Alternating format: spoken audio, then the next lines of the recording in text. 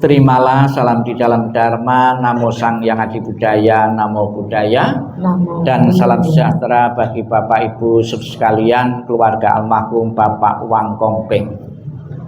Pertama-tama saya mewakili tim doa dari Wihara Budaya Naputat Gede nomor 1 ikut berbelasungkawa atas meninggalnya almarhum. Di masa kehidupan Sang Buddha ada seorang anak yang sangat berbakti kepada orang tuanya, kepada ayahnya. Ketika orang tuanya masih hidup, dia selalu menyempatkan diri untuk berbakti memenuhi sebuah kebutuhan dari orang tuanya. Ketika orang tuanya telah meninggal, dia pun juga berharap agar arwah dari ayahnya itu masuk alam bahagia, alam surga. Kemudian dia menemui Sang Buddha. Sang Buddha, ayah saya baru saja meninggal. Mohon dengan kekuatan Sang Buddha atau cara apa Sang Buddha agar arwah orang tuaku, ayahku yang baru saja meninggal itu masuk surga. Kemudian atas permintaan pemuda ini, Sang Buddha membawa pemuda ini di sebuah kolam sambil suruh membawa minyak dan batu. Setelah membawa minyak dan batu, Sang Buddha menyuruh pemuda ini untuk melemparkan batu yang dibawa tadi ke kolam dan menuang minyak yang dibawanya tadi ke kolam. Apa yang terjadi? Batu yang dilempar ke kolam, batunya tenggelam. Minyak yang dituang ke kolam, itu minyaknya terapung. Setelah melihat batu tenggelam dan minyak terapung, Sang Buddha menyuruh pemuda ini untuk mengundang rohaniwan-rohaniwan, tim-tim doa maupun pakar-pakar agama untuk datang ke kolam tersebut untuk memanjatkan doa agar batu yang tenggelam tadi bisa terapung, agar minyak yang terapung bisa tenggelam.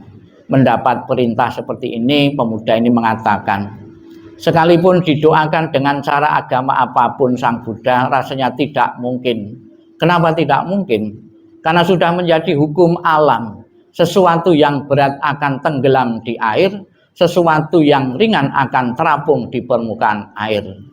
Kemudian Sang Buddha mengatakan, demikian pula pemuda, kalau sekiranya orang tuamu di masa kehidupannya itu melakukan perbuatan-perbuatan berat, perbuatan-perbuatan jahat, akan menenggelamkan ayahmu di alam-alam bawah, alam-alam penderitaan.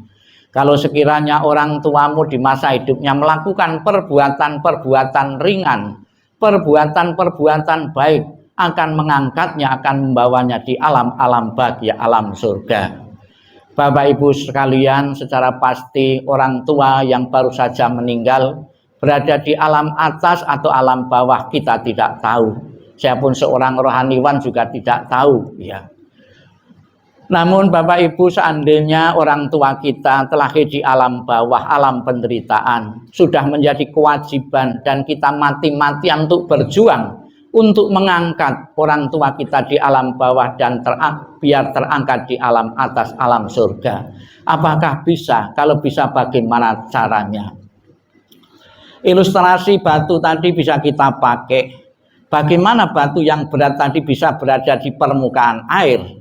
Ada caranya, yaitu ditaruh perahu atau ditaruh kapal. Itu sudah otomatis batu yang berat tadi berada di permukaan air. Demikian pula pembawaan doa-doa dari kemarin sampai saat ini sampai besok, dalam rangka membuat perahu-perahu, membuat kapal-kapal bagi orang tua kita untuk mengangkat arwahnya di alam-alam atas, alam-alam bahagia.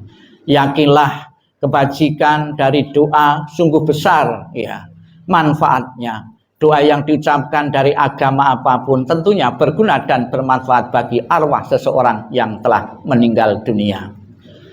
Di samping itu, Bapak Ibu, kita bersama-sama tadi memohon berkah pelindungan dari Buddha Amitabha.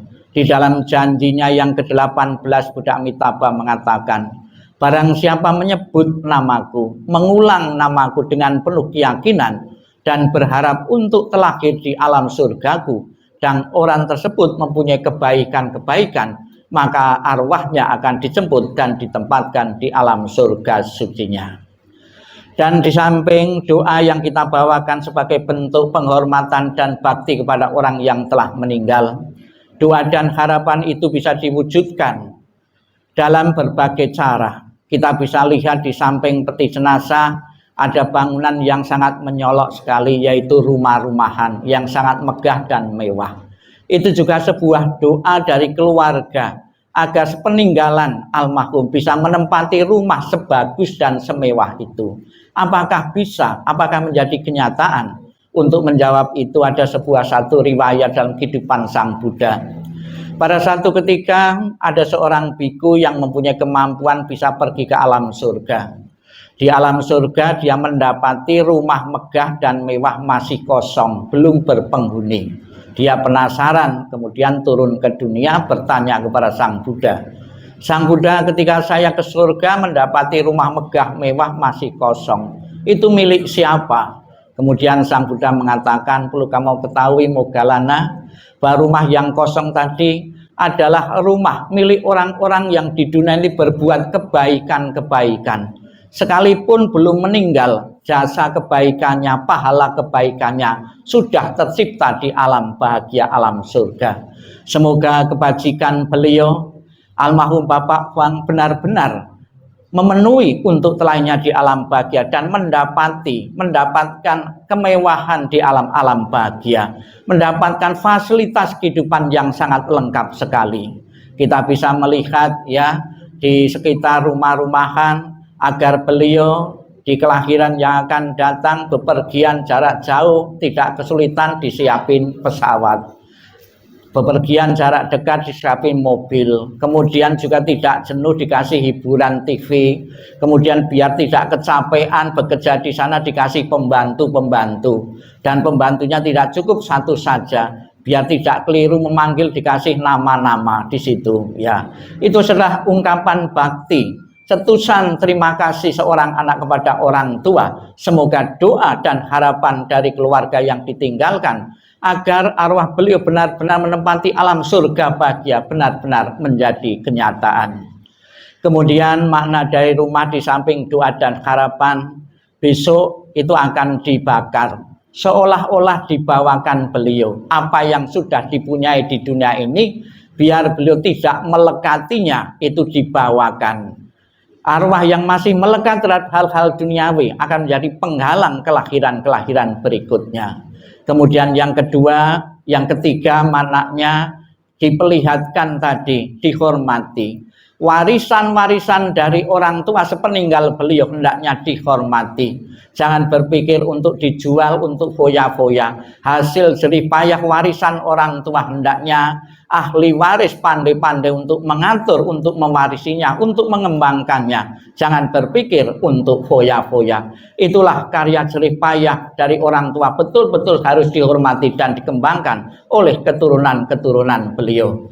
Semoga dengan doa yang kita ucapkan, dengan bermacam-macam penghormatan, di sekitar peti dihiasi bermacam-macam bunga, sebagai bentuk saya tetap menjaga ikatan emosional dengan beliau. Sekalipun beliau sudah tidak bersama kita, namun tetap menjaga ikatan-ikatan itu sampai kapanpun. Ikatan akan menjadi kuat selalu asal kita memelihara nasihat-nasihat beliau, pesan-pesan moral beliau yang pernah disampaikan kepada anak-anak beliau.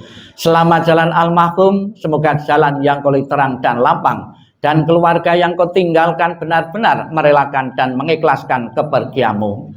Ditinggal kematian seorang ayah bukan saja terjadi dalam keluarga saat ini, yang lalu yang akan datang, satu persatu anggota keluarga kita meninggal. Ya, semoga proses alami dan kodrati ini disadari oleh keluarga yang ditinggalkan, sehingga tidak akan larut dalam kepedihan, dalam kesedihan karena berpisah dengan orang yang amat dicintai. Sadhu, sadhu.